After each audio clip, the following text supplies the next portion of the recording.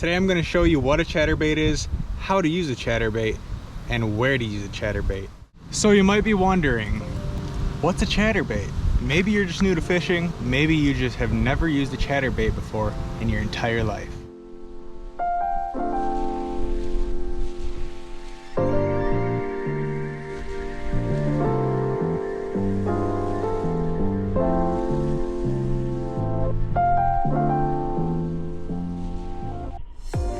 This right here is a chatterbait, one of my personal favorite baits. You see this metal plate up top? That metal plate right there chatters. This is how a chatterbait works. This metal plate here on this jig head goes up and down when it's swimming through the water, and it hits that jig head. So it's continuously chattering like that, and the fish love that. It causes a crazy amount of vibration. It causes a lot of water displacement, and the fish absolutely cannot resist. Now, as far as chatterbait trailers go, this is what I'm using as my trailer. I believe this is a 4-inch paddle tail swim bait, and I've got gray on here. The reason why I have a gray color on here is because it matches the profile of this chatterbait. So you can always go with other colors like black or something else that doesn't match your chatterbait color. It doesn't really matter in the end, but I'm using this color combination because it closely represents the shad and the shiners that we have in these waters that the bass are going to be feeding on. I'm not a professional at fishing. I'm just a fishing enthusiast. There's different weights for these chatterbaits. All I know is the heavier they are, the farther they'll cast and the faster they'll sink. So now we're going to go over where to use a chatterbait. A chatterbait is great for fishing in rivers, lakes, sometimes ponds if there isn't too many weeds. But usually these are pretty good with dealing with weeds as long as you don't just cast it into a big patch of them. Whenever I fish my chatterbaits in weedy water, I'll make sure to look for an open spot to cast in. This is an original chatterbait by Z-Man. There's another chatterbait called the Jackhammer, which is my personal favorite, but that one's about twice as costly as this one is, and I'll also make sure to throw links in the description for these chatterbaits if you're interested in checking them out.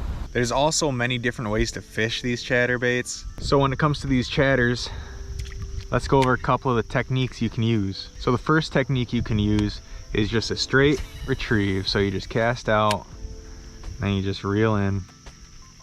Another way you can use a chatterbait is by kind of jigging it.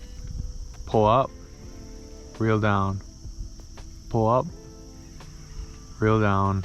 Let it chatter, reel in the slack. I'll show you guys what that looks like in the water here. You're gonna reel in, it's gonna chatter, and it's just gonna fall. You see that? And a lot of the time, the bass will actually hit this thing when it's falling. So that's kind of what it looks like in the water when you're doing that. Another retrieve you can do, which you probably have never even tried before with a chatterbait, you can let it sink down to the bottom and do the same thing that we were just doing, just like a jig. Let it sink.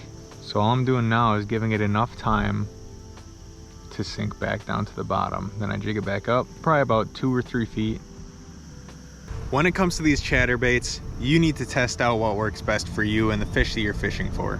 And also, depending on the time of year, that's gonna make a big difference on which one of these techniques work. If you plan on starting to use chatterbaits, these chatterbaits are best used with slightly heavier gear. Medium heavy is the sweet spot. You can also get micro chatterbaits. I'm not sure where mine went, or else I would show you. It's just gone. And one more thing, if you guys are new to the channel, consider subscribing for some more fishing adventures and fishing tips. I'll throw up a clip really quick so you guys can see what I was going through while trying to get a video for you.